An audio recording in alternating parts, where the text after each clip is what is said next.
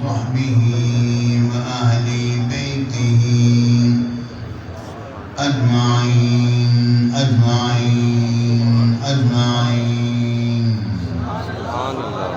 بعد فأعوذ بالله من الشيطان الرجيم بسم الله الرحمن الرحيم إنما يريد الله ليذهب عنكم الرجس أهل البيت ويطهركم تطهيرا صدق الله العظيم وصدق رسوله النبي الكريم الأمين وإن الله تعالى عز وجل قال في شان حبيبه مخبرا وآميرا إن الله وملائكته يصلون على النبي يا أيها الذين آمنوا صلوا عليه وسلموا تسليما اللهم صل على سيدنا مولانا محمد المصطفى خليل طائر بحر الوفاء بديع الجمال وبحر الشفاء سيدنا أبي الزهراء وآله وبارك وسلم محترم حضرات، میرے ساتھیوں، دوستوں، بزرگوں، پیارے پیارے بچوں، پیارے بھائیوں، السلام علیکم ورحمۃ اللہ وبرکاتہ۔ رب العالمین کی رحمت نازل ہوں ہر اس شخص پر جو مجھے نظر آیا اور اس نے اس منظر کو دیکھا اور اس کی آنکھیں ٹھنڈی ہوئی اور دل خوش ہوا۔ رب کی رحمت نازل ہوں۔ میرے ساتھیوں، کل 10 محرم الحرام تھی اور ہمیشہ 10 میں حاضر ہوتی ہے، لیکن جمعہ مبارک کا دن تھا، اپنی درگاہ پر محفل تھی۔ بہرحال 11 محرم الحرام میں یہ محفل شروع ہو رہی ہے۔ اللہ رب العالمین ہمارے ملک پرویز صاحب کو، ان کے بزرگوں کو، ان کے بھائیوں کو، سب کو اپنے حفظ میں محفوظ و معمول فرمائے، اور اللہ تعالیٰ ان کی اس مدرسے کی کاوش کو اور آپ حضرات کی کاوش کو اللہ تعالیٰ قبول و منظور فرمائے۔ خوش قسمت ہیں وہ لوگ جو کہ صحیح راہوں پر گامزن ہیں۔ میرے ساتھیوں، سب سے پہلے تو میں ایک تمہید پیش کروں گا، اور وہ یہ ہے کہ اہل بیت اطہار کی محبت ہر مسلمان کے دل میں ہے۔ وہ دل جس میں حسین کی محبت نہیں، وہ تو ایمان سے خالی ہے۔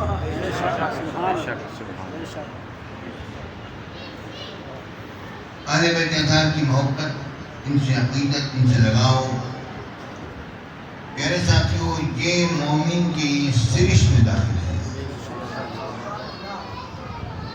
اور خوش قسمت ہیں وہ لوگ جو کہ اس محبت میں مبتلا ہیں۔ لیکن محبت میں مبتلا ہونے والے لوگ 2 قسم کے ہوتے ہیں، ایک بہت جذباتی ہو جاتے ہیں، اور ایک جو ہے اصول اور ضوابط اور قوانین کی پاسداری کرتے ہیں۔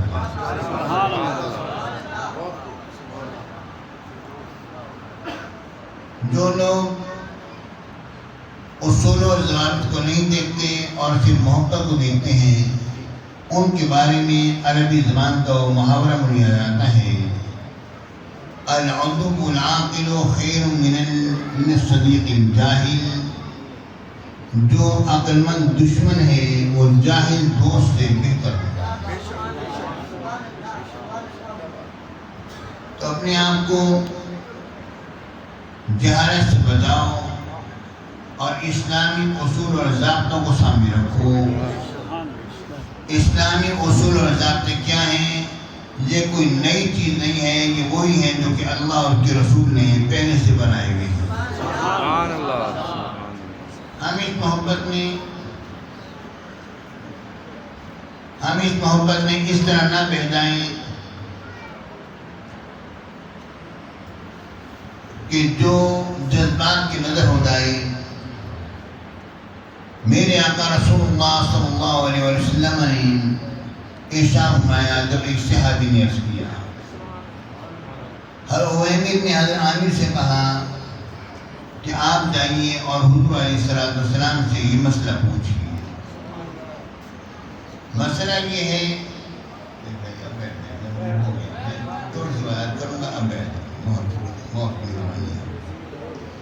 مسئلہ یہ ہے کہ اگر کوئی شخص اپنی بیوی کے ساتھ کسی دوسرے مرد کو دیکھے تو وہ کیا کرے؟ اگر وہ اس کو قتل کر دے گا تو اس قتل کے بدلے میں آپ اس کو قتل کر دو گے، مسلمان لوگ اس کو قتل کر دیں گے۔ اگر وہ انہیں قتل نہ کرے تو وہ کیا کرے؟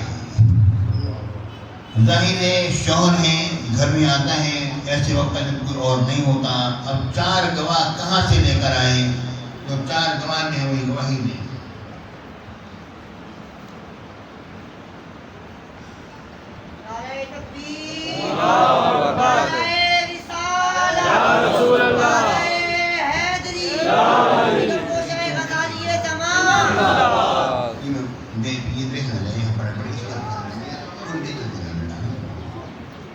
اچھا تو پیارے ساتھیوں، تو وہ کیا کریں؟ کیونکہ اگر وہ قتل کرے گا تو قتل کے بارے میں قتل ہے، اب وہ کرے تو کیا کرے؟ اب 4 گواہ ہوں، کہاں سے لے کر آئے؟ شوہر 4 گواہ کہاں سے لے کر آئے؟ گواہ لینے کے جائے گا، بندہ چلا معاملہ ختم ہو گیا۔ ایسی صورت میں وہ کیا کرے؟ انہوں نے جب بھیجا تو انہوں نے واپس آ کے کہا کہ حضور علیہ السلام نے اس بات پر توجہ نہیں فرمائی۔ تو کہنے لگے نہیں، میں تو ضرور جا کر پوچھوں گا کیونکہ میرے سے معاملہ ہوا ہے، میں نے جا کر پوچھنا ہے۔ وہ پھر میرے آقا کی بارگاہ میں حاضر ہوئے تو حضور علیہ السلام پر آیات لعان نازل ہوئی۔ آیت لعان نازل ہوئی کہ اگر کوئی شخص، کوئی شوہر اگر اپنی بیوی کے ساتھ اگر کسی غیر مرد کو دیکھے، دیکھنے کا مطلب میرے سمجھ رہے ہیں، صرف باتیں کرنے کی بات نہیں ہو رہی، صرف ہنسی مذاق کرنے کی بات نہیں ہو رہی، باقاعدہ طور پر اسے دیکھیں، تو ایسی صورت میں وہ کیا کرے؟ تو وہ شوہر جو ہے وہ 4 مرتبہ قسم اٹھائے گا، کوئی 4 گواہ سے 4 مرتبہ قسم اٹھائے گا اور کہے گا کہ میں نے اس طرح دیکھا ہے اور میں سچا ہوں، اور اگر میں جھوٹا ہوں تو ایسی صورت میں مجھ پر اللہ کا غضب پڑے، اللہ کی لعنت پڑے۔ اور عورت جو ہے اگر وہ سچی ہے اور سمجھ رہی ہے کہ شوہر نے میرے کو الزام لگایا ہے، یہ ایسا معاملہ ہے، عورت جو ہے وہ قسم کھائے گی 4 مرتبہ، جو 4 گواہ ہونے چاہیے، 4 گواہوں کے بدلے میں 4 مرتبہ قسم کھائے گی اور وہ کہے گی کہ میرا شوہر جھوٹا ہے، اگر یہ سچا ہوا تو وہ تو اللہ کا غضب پڑے۔ یعنی اس کے بعد پھر قاضی میں جدائی کرا دے گا اور معاملہ الگ الگ ہو جائے گا، اب پھر معاملہ الگ چلیں گے شریعت کے مطابق، یعنی قتل کے بدلے میں قتل نہیں کیا جائے گا، ایسا بولنا، اس کے بدلے میں قتل نہیں کیا جائے گا، اگر اس نے قتل کیا تو قتل کے بدلے میں قتل ہو جائے گا، ٹھیک ہے؟ تو اب دیکھیے، غور کیجیے، اتنا بڑا معاملہ ہوا لیکن اسلام نے اس کو جذبات میں آنے سے روکا، کہ جذبات میں نہیں آنا، شرعی اصول اور ضوابط اور قوانین کی پاسداری کرنی ہے۔ اگر تم شرعی اصول اور ضوابط اور قوانین کی پاسداری نہیں کرو گے تو قتل کے بدلے میں قتل کر دیے جاؤ گے۔ پیارے ساتھی، اسی طرح یہ بات ذہن میں رکھیے کہ اللہ رب العالمین اپنے بندوں کو آزماتا ہے۔ اب ہمیں رب العالمین ہمارے سامنے یہ میدان کربلا کا واقعہ ہوا اور دیگر اور واقعات ہوئے، اس میں ہمیں اسلامی قواعد اور ضوابط کا لحاظ رکھ کے چلنا ہے۔ جو چیز اسلام ہمیں سکھلاتا ہے اس کے مطابق چلیں گے، اس سے ہٹو گے تو گمراہ ہو جاؤ گے اور مارے جاؤ گے۔ دیکھیں، غور کریں، جس طرح کے مولا مشکل کشا حیدر کرام کرم اللہ تعالیٰ عنہ الکریم اور حضرت امیر معاویہ رضی اللہ تعالیٰ عنہ کے درمیان اختلافات ہوئے، تلواریں تک نگرانی، سارے معاملات ہوئے۔ اب یہ ہے کہ ہمیں اپنے ایک ہے جذبات، انسان جب جذبات سے کام کرتا ہے تو غلط کر جاتا ہے، جب انسان عقل اور قوانین اور ضوابط میں رہ کر کام کرتا ہے تو صحیح کام ہوتا ہے۔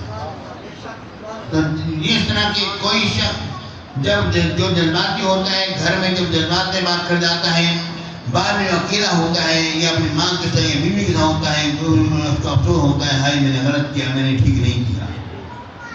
تو جذبات میں انسان کا آ جانا یہ اصل میں اسلامی طور طریقے نہیں ہیں۔ آپ اسلامی ضابطوں کے مطابق آپ آؤ تاکہ صحیح فیصلہ ہو، تاکہ آپ کی عاقبت بھی صحیح ہو اور آپ کی دنیا بھی صحیح رہے۔ جب یہ بات سامنے آ گئی ایسی صورت میں اب سب سے پہلے وہ معاملہ مولا مشکل کشا مولانا مولانا المسلمین علی بن ابی طالب حیدر کرار کرم اللہ تعالیٰ وجہ الکریم اور حضرت امیر معاویہ رضی اللہ تعالیٰ عنہ۔ پیارے ساتھیوں، ہم لوگ جذبات میں آ جاتے ہیں۔ رب العالمین نے فرمایا میں تمہیں آزماؤں گا۔ کس طرح آزماؤں گا؟ تمہیں بھوک کے ذریعے سے آزماؤں گا، تمہیں رزق دے کر بھی آزماؤں گا، تمہیں خوف کے ذریعے سے آزماؤں گا، تمہیں بے خوفی سے بھی آزماؤں گا، اور میں تمہیں ہر طرح سے تمہیں مال دے کر بھی آزماؤں گا اور مال چھین کر بھی آزماؤں گا، صحت دے کر بھی آزماؤں گا، صحت لے کر بھی آزماؤں گا۔ یہ تمام اس کا خلاصہ یہ ہے جو بات میں نے پیش کی آیت کریمہ کی۔ مطلب یہ ہے کہ رب العالمین کی مرضی ہوتی ہے کہ وہ کس طرح آزما رہا ہے۔ یہ نہیں ہے کہ صرف بیماری دے کر ہی آزمائے گا، بلکہ رب العالمین صحت عطا فرما کے بھی آزماتا ہے کہ میں نے اس کو صحت دی تھی اور کیا اس نے صحت مند ہونے کے باوجود اپنی ماں کی خدمت کی تھی؟ اگر بیمار ہے بستر پر پڑا ہے وہ بیچارہ کیا خدمت کرے گا؟ میں نے اس کو پیسہ دیا تھا، کیا اس نے پیسے سے اپنے غریب عزیزوں کو مقارب کی مدد کی تھی یا نہیں کی تھی؟ تو اس طرح رزق دے کر بھی عطاؤں گا، رزق چھین کر بھی عطاؤں گا۔ جب میں رزق نہیں دوں گا تو کیا اس نے صبر کیا تھا؟ میرے کم رزق پر کیا اس نے میرا شکر ادا کیا تھا یا نہیں کیا تھا؟ یہ مجھے شکایت ہی کرتا رہا تھا، کیا معاملہ ہے؟ تو پروردگار جو ہے وہ آزماتا ہے۔ پیارے ساتھیوں، اللہ رب العالمین یہ سارے معاملات ظاہر فرما کے اے مومنوں تمہیں آزمایا ہے۔ کس طرح آزمایا ہے کہ یہ اتنے بڑے بڑے واقعات ہو گئے، اب تم دیکھو کہ تم اپنے جذبات پر کنٹرول پاتے ہو یا نہیں پاتے ہو۔ میرے آقا حضور علیہ السلام نے فرمایا، جب پوچھا کہ میرے آقا نے فرمایا معلوم ہے بہادر کون ہے؟ اللہ اور رسول اور اس کے رسول بھی تو جانتے ہیں۔ میرے آقا نے فرمایا بہادر وہ نہیں جو دوسرے کو پچھاڑ دے، بہادر وہ ہے جو غصے پر اپنے آپ پر قابو پائے۔ یعنی جذبات پر قابو پانا یہ بہادری ہے، اصول ضوابط اور قوانین کے مطابق چلنا یہ بہادری ہے۔ تو تم نے یہ دیکھا کہ ایک صحابی نے حضرت علی کرم اللہ تعالیٰ وجہ سے اختلاف ہو گیا اور یہ معاملات ہو گئے۔ ایسی صورت میں ہم نے حضرت معاویہ رضی اللہ تعالیٰ کو برا بھلا کہنا شروع کر دیا۔ پیارے ساتھیوں، یہ دین ہمیں اجازت نہیں دیتا۔ میرے آقا حضور علیہ السلام نے فرمایا لا تسبوا اصحابی، میرے صحابہ کو گالی مت دو۔ کیا ہم نے گالی نہیں دینی ہے؟ ہمیں فرمان مل گیا ہے، معاملہ ختم ہو گیا۔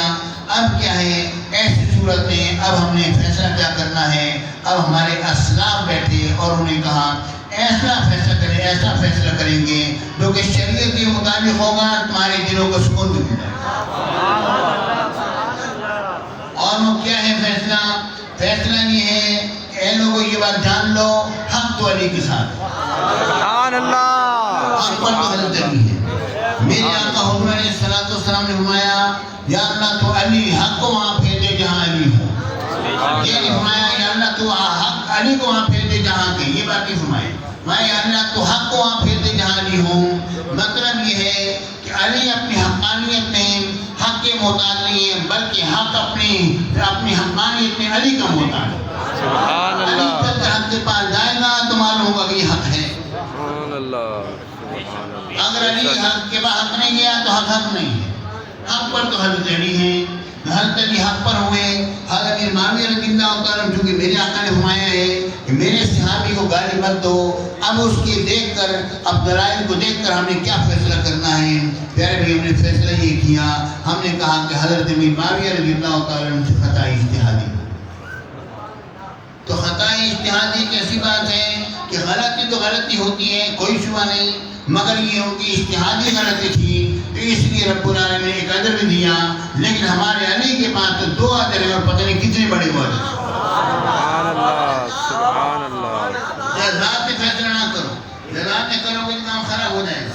پیارے بھائیوں، یہ معاملے کو رب العالمین نے قرآن مجید میں بھی واضح کر دیا.